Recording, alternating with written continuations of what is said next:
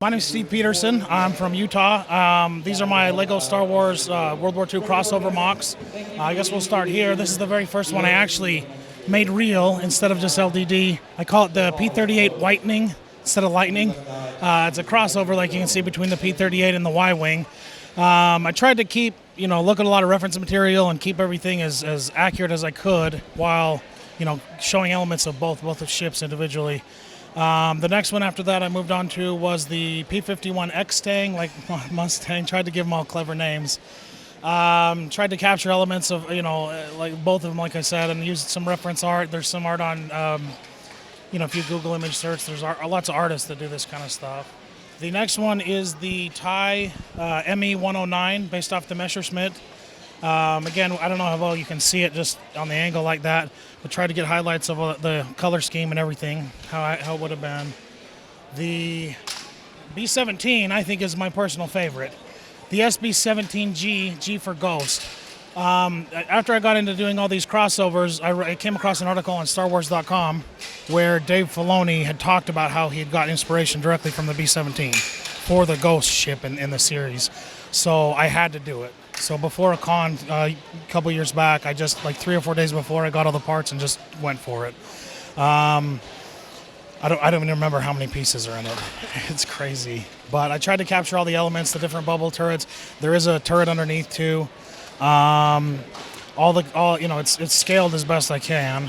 And then the engines, you might have noticed, are my favorite part on the back here. Got them to flicker like it's at idle. And then after that, I moved on to the ARC 170. I tried to take elements from various Japanese planes, like the Zeros and whatnot, and I figured that I would make it with a color scheme of more of the long-range bombers. So I went with the dark green. Once the pop-up book came out, the hinges on the nose became available in dark green at a more reasonable cost, and the dark green 1x8s and those type of things. So I was able to complete that.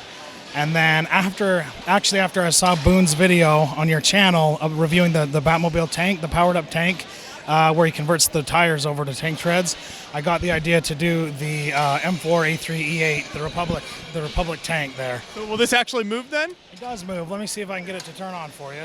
I have to kind of take some stuff off. It's kind of compact, so it does drive, but the turret's not powered. Need to make it, scale it up a little bit. So I use the, I don't know if you can see that. I used the on-off switch, the power switch from the Batmobile tank because I quite like the design of that. We must now ask you to move to the front of the room and exit the hall safely, please. You can get a little action here. Yeah, here we go. Let's see. Please exit the hall. Let's move it up over this hump. It's a little low to the ground because of the sides here, but it should go now. Attention Brickworld displayers. If you are removing, Nice, great work. I think it's pretty cool.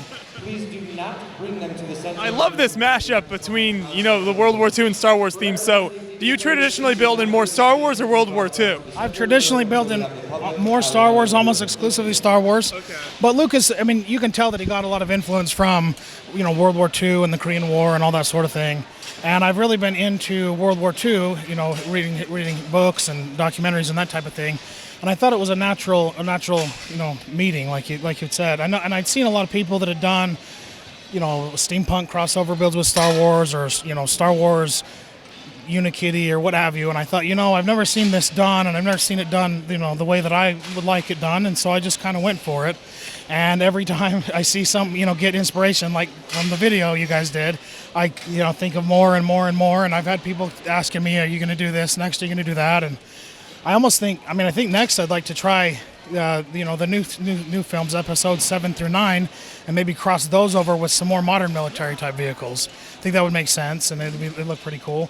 I was actually talking to Jake Sadovich about possibly doing some World War I crossovers with the prequels Star Wars films, like the Naboo N1, the yellow fighter. I think that would be pretty cool. Just I like the timeline theme you're going with there. I make it keep it make sense. But yeah, I'm glad they caught your eye. I really like them. I like them a lot.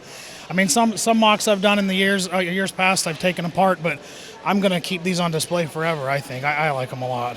And And then real quick before we end, we should point out this build over here as well.